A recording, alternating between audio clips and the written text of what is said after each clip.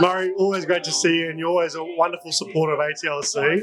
Tonight's a really important night especially with your experience. I mean, when you talk about Hong Kong, there are some geopolitical, concerns and tensions, but there's also some great opportunities that business still has to navigate. So, how have you found tonight? Oh, very good. It was very good to speak to the head of Invest in Hong Kong, and we had a long conversation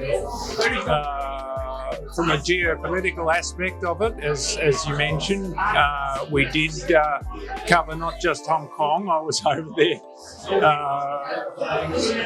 at the very time of the protests, but that was only to get to South Korea, so there was no intention of joining them. But we did speak at some length about what's happening in Taiwan. Traditionally being a pacifist, I have no intention of there being a conflict, no wish for there to be a conflict, but we did speak about the issues of the Quad and so forth, which may have more countries join it. And we're hoping that doesn't become too provocative to China. We would much prefer that it didn't,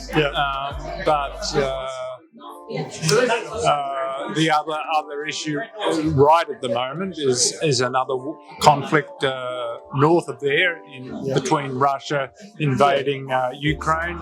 That's caused problems to their coal supplies, and unfortunately he was talking about that as well. Well, I mean, I think from my experience, there's always issues around the world, geopolitical, and you know that much better than I do. But when it comes to business, business still sort of plows on and moves on, and companies are really always trying to look for investment opportunities and how they can support the growth and innovation. Hong Kong still represents a really great opportunity when it comes to that market. If you want to look at it in a bigger picture, Hong Kong, the protests obviously were quite dramatic, as you remember. A number of the bigger companies moved to Singapore. Singapore received quite a few of the investment banks, for example. They received quite a few of the bigger trading companies. They've now placed themselves in Singapore instead of Hong Kong. I hope for Hong Kong's sake, I hope for China's sake, that doesn't mean that they remain. They'll have an office in Hong Kong. The headquarters may remain in Singapore, but it won't be a loss to Hong Kong. And most certainly, I think that's very important. There's no reason. I really believe this too. I think there's no reason for this to isolate China and Hong Kong. I agree, And how have you found tonight? You've had great conversations already.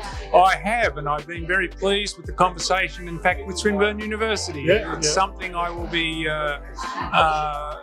pursuing on Tuesday about hydrogen. So I'm a big believer in hydrogen. So let's see what we can get out of this, because it will be Swinburne University who may hear from me again. And I'm already lining up companies to speak to, and Swinburne University is a part of it. Well, that's what tonight's all about.